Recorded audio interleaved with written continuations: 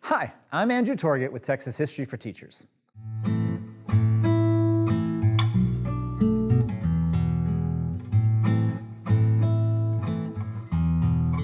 When Mexico became independent of Spain in 1821, the new country faced incredible challenges. Imagine being a leader in the new capital in Mexico City and trying to figure out what to do about some of these problems. Spain, for example, had been thrown out of Mexico, but they weren't far away. They were still in nearby Cuba, and they were threatening to invade and reconquer Mexico. Then Mexico had to deal with the fact that they were completely broke. The country was deeply, deeply in debt, which would make it hard to do pretty much anything, including defend themselves.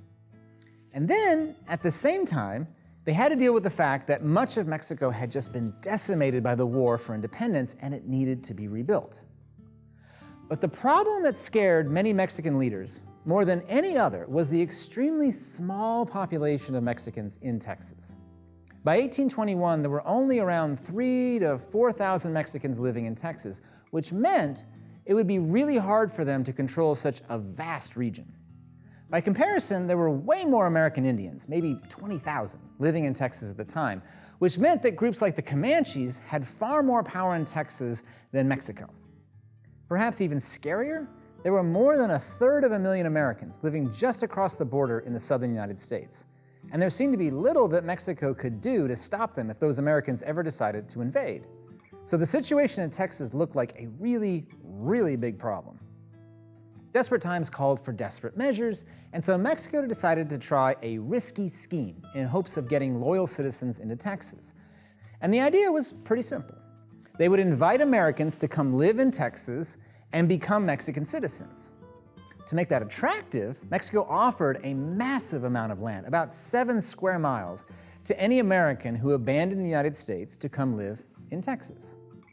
Now, I want to make clear, leaders in Mexico City recognized that this was a risky plan. I mean, who knew, for example, if these Americans would take their citizenship to Mexico seriously? But Mexican leaders also didn't feel like they had many other realistic options, and so they hoped that this could work.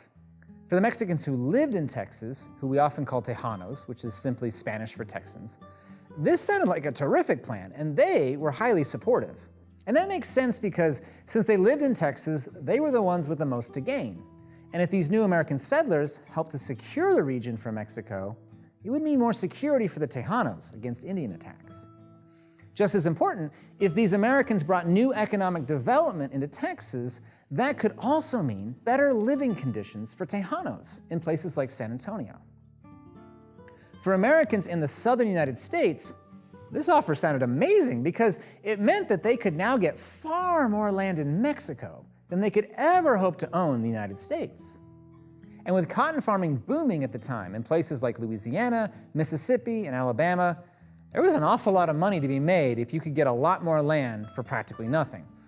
And so, under the leadership of a man named Stephen F. Austin, hundreds and then later thousands of Americans began making their way into Texas to establish new cotton farms and become Mexican citizens.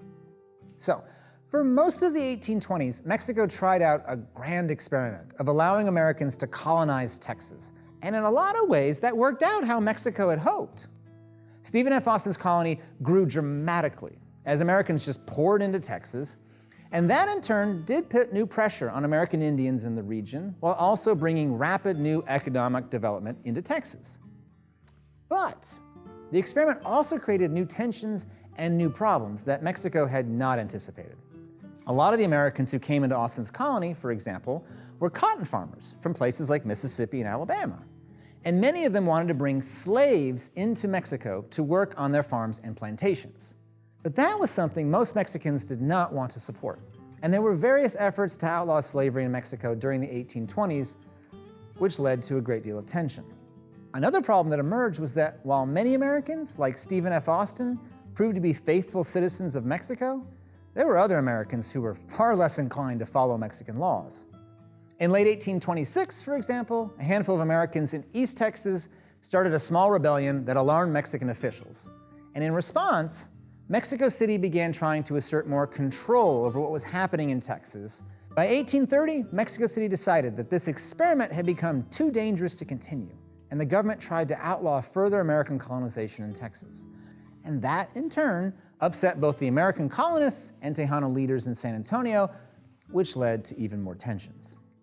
By then, there were already 10,000 Americans living in Texas, and tensions would continue to rise during the 5 years that followed, as both Mexicans and Americans asked themselves, how will this grand experiment in Texas turn out?